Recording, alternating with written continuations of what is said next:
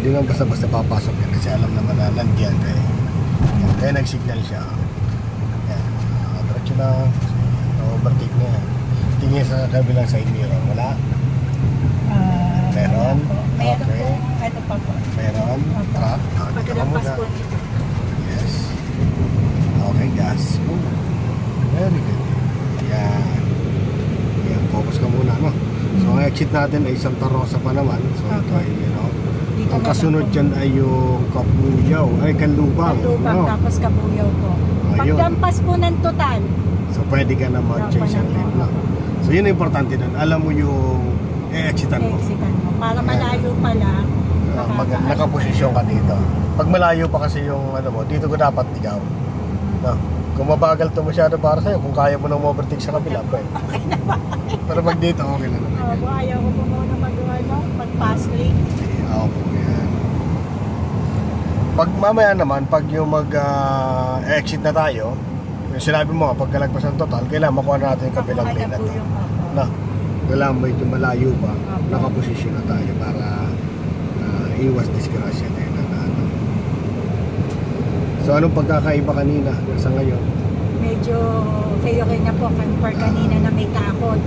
Ngayon po nawala na yung takot. Sa pangalawang balik, okay na. Okay.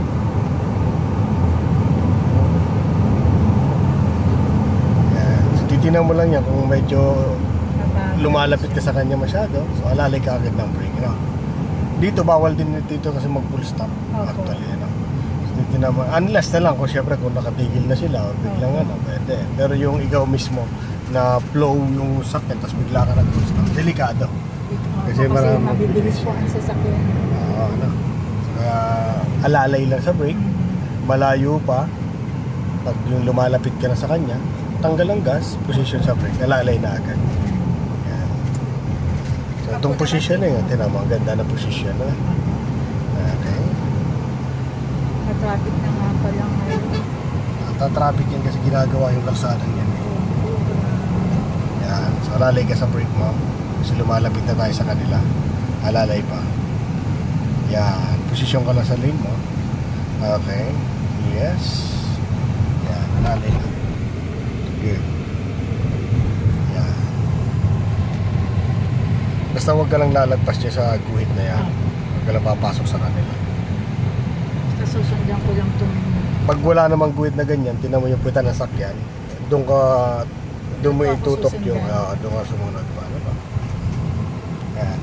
Yan natin kasi mirror both side. Ganyan, oh. So dito yan, nandiyan ka sa, sa itim na to. Yung itim humihiwalay, dito ka na sa truck na to, kasi dito ka nakaposisyon.